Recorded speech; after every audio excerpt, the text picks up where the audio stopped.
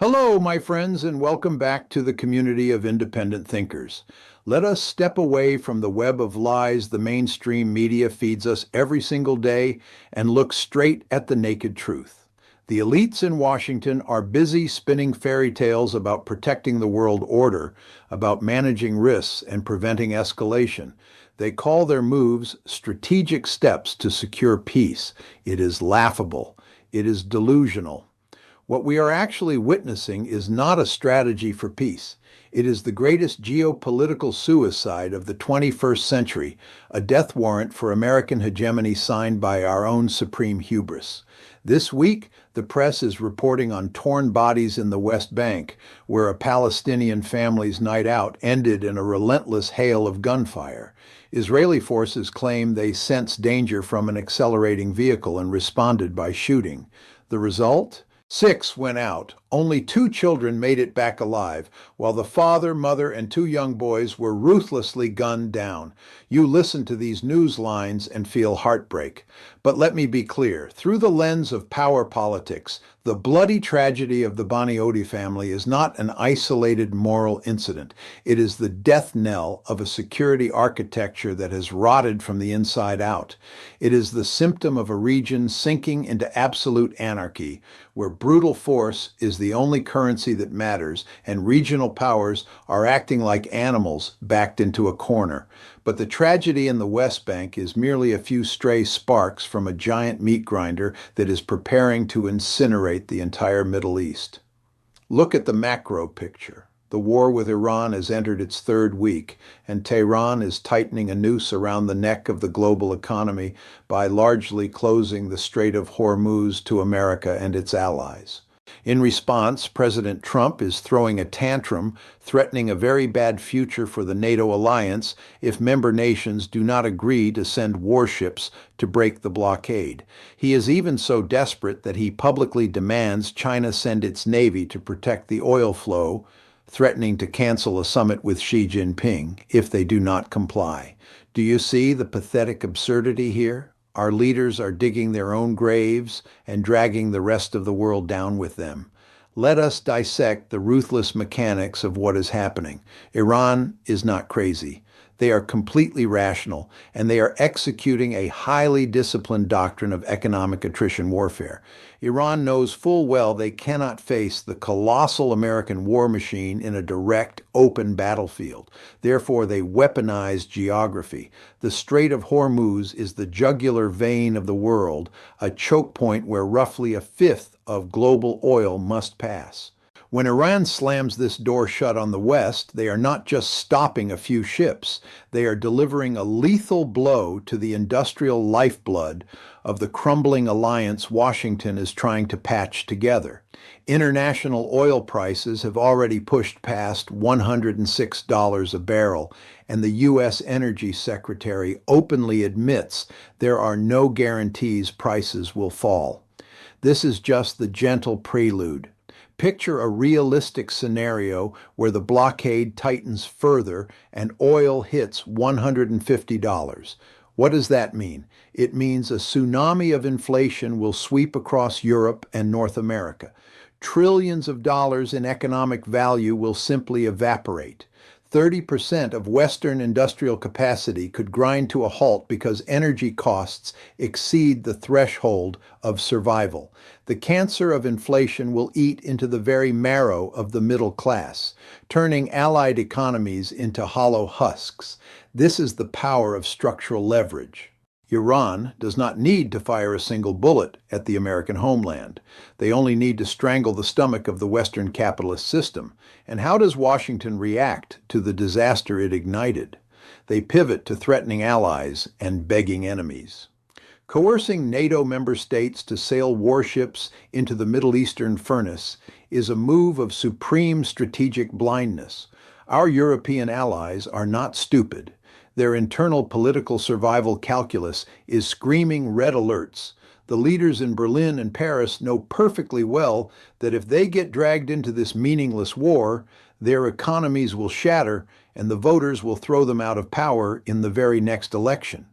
They are staring at a Washington that acts like a deranged dictator, perfectly willing to destroy the future of the entire alliance just to salvage a shred of prestige in a region that is not a core strategic interest.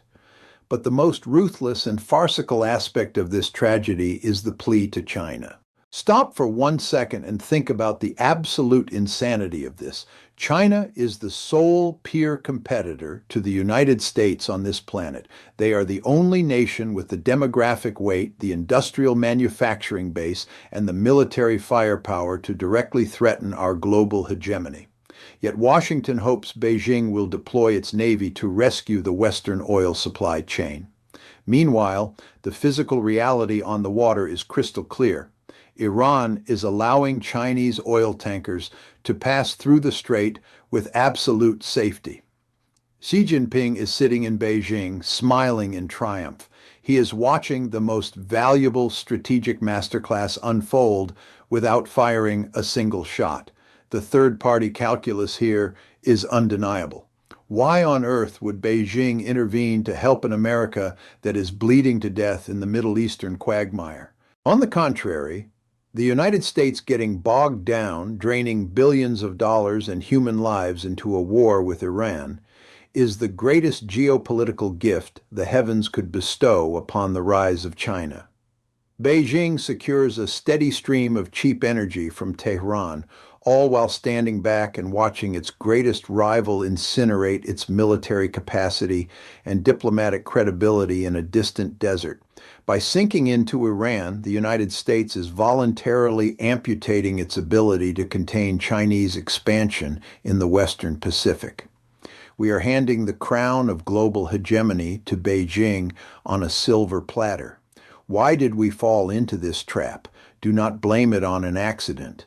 This is the inevitable consequence of a path dependence that has dragged on for 30 years. Look back at history. Look at Iraq. We destroyed it. We turned a sovereign state into a sectarian slaughterhouse. Look at Libya. We threw it into chaos. We turned it into a giant slave market. Look at Syria. We financed its destruction. We threw that nation into a sea of fire. The liberal hawks and the neocons in Washington sold us the delusion that American military power could forcefully reshape the entire Middle East into the image of a Western democracy. They were wrong, catastrophically wrong, and instead of learning that bitter lesson, instead of retreating and concentrating all our national power to face the true existential threat from China, our military-industrial machine continues to run on blind inertia. It plunges headlong into war with Iran to satisfy its arrogant ego and protect cheap, short-term domestic political interests. Our policymakers are trapped in a moral hazard of their own making. They loudly preach about protecting allies in the Middle East and maintaining freedom of navigation, but in reality, they are deceiving the very people they promise to defend. The continuous airstrike shaking the Iranian capital of Tehran, the massive explosions tearing through the night in the Middle East, they do not bring safety to anyone. Even wealthy neighboring states like Saudi Arabia and Qatar are now suffering retaliatory drone strikes. That is the heavy price of sharing a trench with the United States. We are actively encouraging our regional partners down a suicidal path, promising remote protection with empty words, while the reality on the battlefield proves that the American security umbrella is riddled with holes. The Iranian foreign minister stated bluntly on television that they are ready to defend themselves as long as it takes, and they have never even asked for a ceasefire or negotiation. You need to understand this. Iran does not act this way out of inherent warmongering fanaticism. They act out of profound existential fear. When a foreign superpower brings its fleets and missiles right to your doorstep, threatening to topple your regime and obliterate your infrastructure, how do you react? Any nation with a shred of self-respect and a survival instinct will violently push back using every asymmetric tool at its disposal. We back them into a corner, and now we feign moral outrage when they bite back by choking our economic jugular. The double standard of the strong has never been so blatant and pathetic. We grant ourselves the right to drop bombs anywhere in the name of a rules-based order, but we scream in agony when the ruthless physical laws of war inevitably backfire on us. The future ahead is remarkably bleak. Do not hold your breath for a miraculous diplomatic off-ramp. The structural gears of destruction are firmly locked in place. Washington's sheer hubris will not allow them to back down because the elite cannot stomach looking weak before domestic political pressure. The foreign policy blob will continue to demand more blood and more treasure to be poured into the Middle East sands. Meanwhile, Iran will never release its grip around the Strait of Hormuz as long as its very survival is on the line. The long-term verdict is inevitable, a cascading collapse of Western economies crushed under the weight of an energy crisis, the irreparable fracturing of the Atlantic Alliance as allies realize the price of following America is simply too high, and the unstoppable, uncontested rise of China to the peak of global power. We have willingly written a death warrant for our unipolar moment. That is the ruthless reality of this anarchic world, where naivete and arrogance are always punished by the collapse of empires. Our community must wake up and look straight into the darkness that is descending.